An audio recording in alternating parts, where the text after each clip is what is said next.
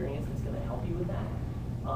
But knowing that you're there for the right reasons certainly makes it a little bit more, you know, a little more tolerable. So, but no, I never questioned it. And you'll find people that have, you'll find people that aren't. You know, it might be a good idea to get doctors in here who don't like what they do, because there are doctors that don't like what they do. But I mean, let's face it. If you go to 4 years of undergrad and then 4 years of medical school and then you do a minimum of 3-year training and then you don't like it and you've got $200 grand in debt, and what are you going to do? Be a school teacher? I mean, yeah, if you want to work to your 98 paying off your debt, you've got to then have a career that's going to allow you to pay off your debt. I mean, it's a catch-22, and there's a lot of docs out there who realized too late that they didn't want to do it and they suck at their job, but they've got to do it. So they're miserable and they're unhappy, and they're the ones that are going to come in here and tell you, don't do it, it's terrible.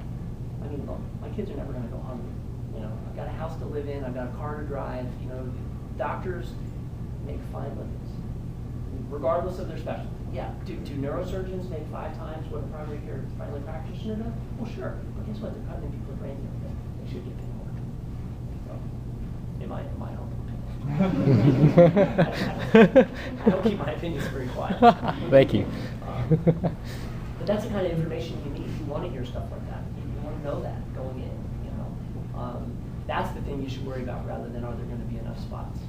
You know, worry about what your life is going to be like and whether you're doing what your life's passion is, because you'll be so much better at it if you're passionate about it. So, yeah. What would you say to do to get summer jobs, or what should we be doing during our summers to make sure that we are getting this? Couple things. Now, I do not sit on an admissions committee, okay?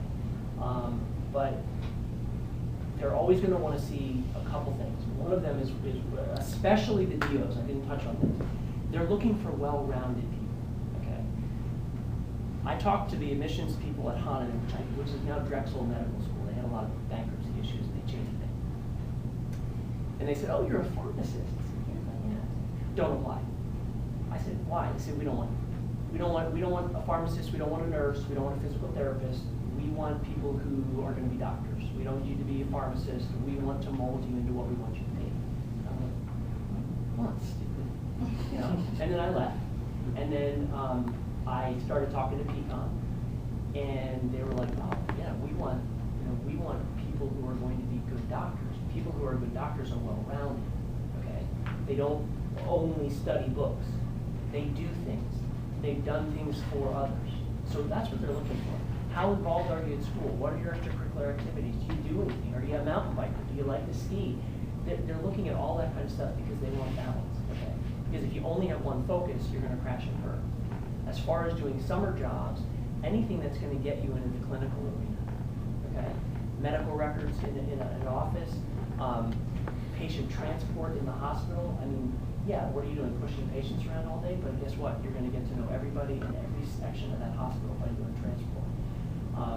If you're going to apply to DO school, you will need a letter of recommendation from a DO. They do not look favorably on people who think that they're going to apply to a DO school as a safety school, and they're looking for that, because our history is such that many years ago we were discriminated against, and there's a lot of hospitals that would not have a DO working. And there was a landmark case in California where the California Medical Board sent out a letter to all the DOs, and they said, "Look, come to Sacramento, bring $25, we'll make you all MDs." Okay? And then everyone's the same. Nobody came. So they went to the DOs and they said, "Well, why wouldn't you want to be an MD?" I said, "Well, why would I want to be an MD? I'm a DO, this is what I want to do, this is what I do with my life. Why would I spend $25 just to get 2 letters by my name that I don't need or want?" And they're in the upper echelons of the DO world, they remember that prejudice. The old guys remember it. The white shoes and the white belt, old guys with big bellies, they remember that stuff. So they're looking very hard, because there was a time when people thought, "Oh, well, we'll go to DO school because it's easier to get in." It's not easier to get in. A lot of the bigger schools like PCOM and NICOM, New Jersey, they have just as many applicants every year as the MD school down the street, and the numbers, if you look at them, are just as competitive to get in, as many people per spot.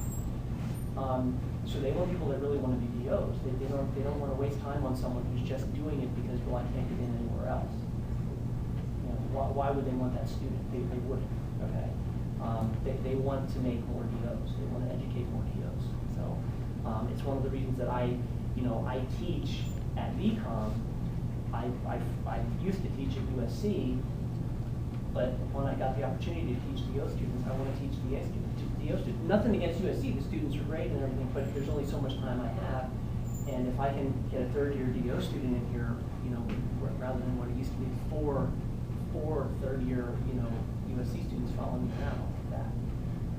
So, get to know a DO, follow them around, make sure someone writes you a letter. Because that goes a long way. That goes a long way. Because they know that me as a DO, if I write a letter for somebody, I want that person to go to school because I think they're going to represent us and they're going to give DOs a good name. There are people that I just frankly said, no, I can't. I don't know you well enough to do a letter. Sorry. But plenty of people have rotated with me and shadowed me and stuff like that. They wound up going to DO school and so we wound up doing really well. So, not because anything I did, except for letting them shadow me. But yeah, that's what you're looking for. Be well-rounded. Be a good, well-rounded person. I mean, it's not all about books and study, even in the practice of medicine. And believe me, I got to practice what I preach. I mean, I'm very dedicated to what I do. I work a lot of hours, but I still do not miss a soccer game. I don't miss a swim meet. My goal is to get home and try to have dinner with my kids almost every night of the week. And my wife too. That's good. Because she's been there the whole time. I mean, I don't know how many of you are married. Most of you probably aren't. But I mean, I was married when I went to medical school, so that presents its own challenges. It's tough. You really have to dedicate your life to be in a position from the beginning when you're getting trained. So, anybody else? I see pictures of my kids. No, I'm just kidding. Anybody else? Anything else?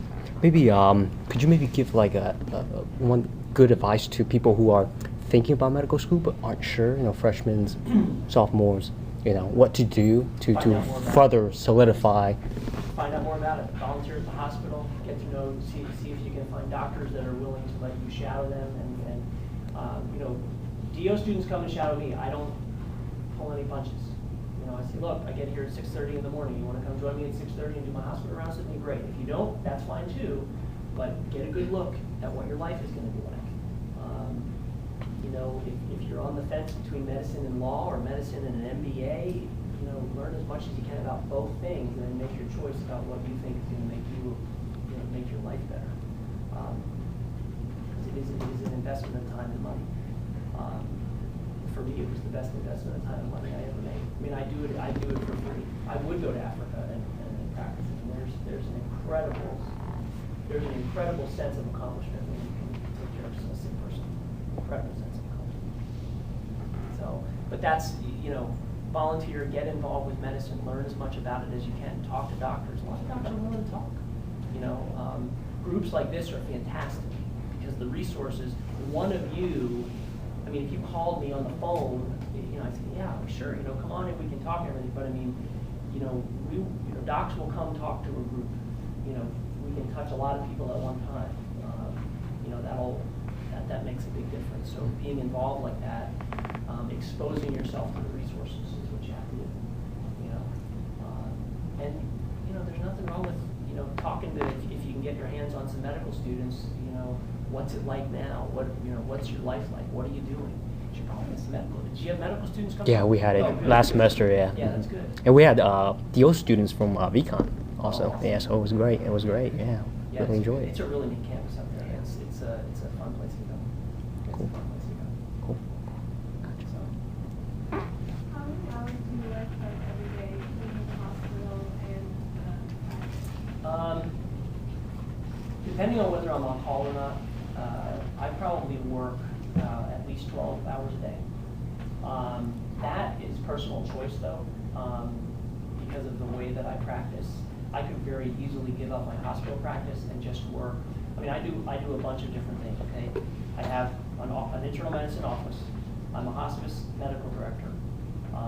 I teach and I do med psych consultation over at Richland Everett Springs in the acute care psych hospital. So me and two of my partners do all of the medical care for all of the committed and voluntary inpatient folks over there. So some of my schedule is because I choose to do a lot of things. I need to be stimulated. I don't like the same thing all the time, so my schedule kind of changes up, and I really like it.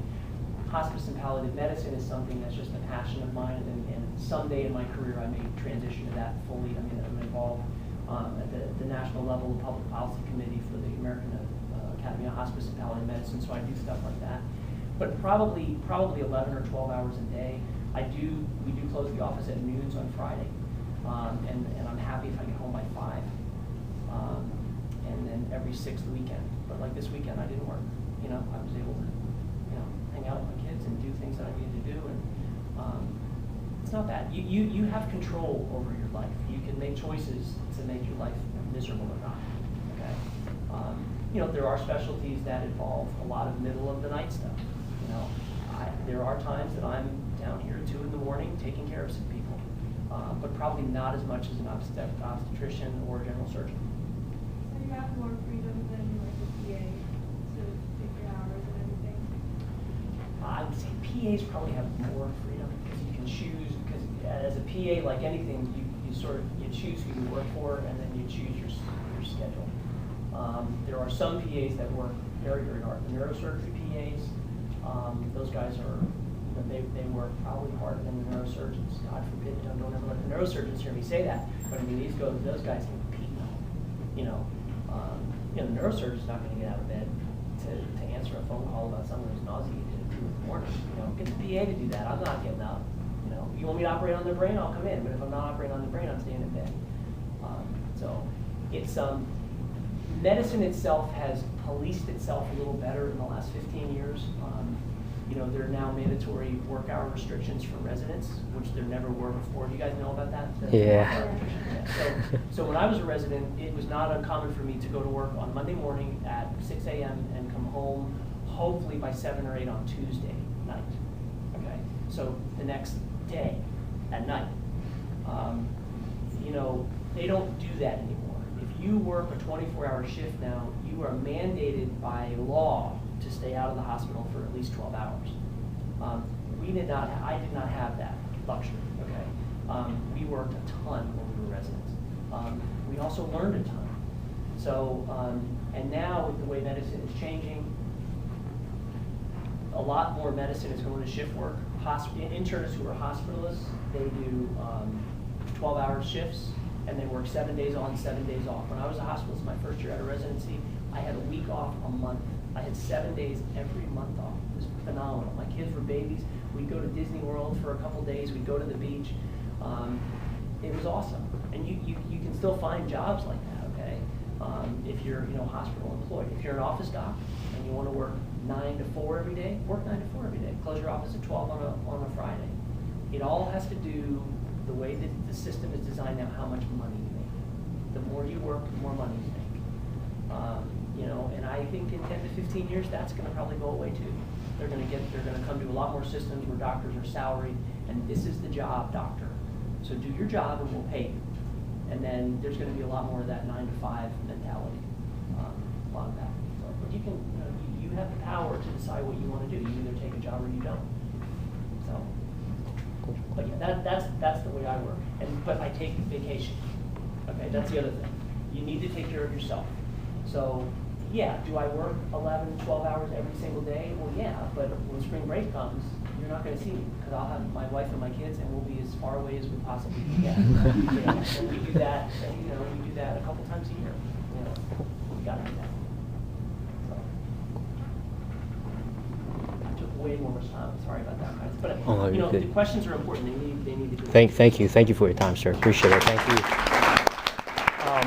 So if our members are interested, could they maybe contact you? If people are interested in shadowing you, could they maybe contact you via email? Yeah, email's perfect. Okay, great. Email's perfect. Great. Adam, do you have his email address? I can write it. Okay, right up. Oh, yeah, that'll be awesome. John.Gould@palmettohealth.com.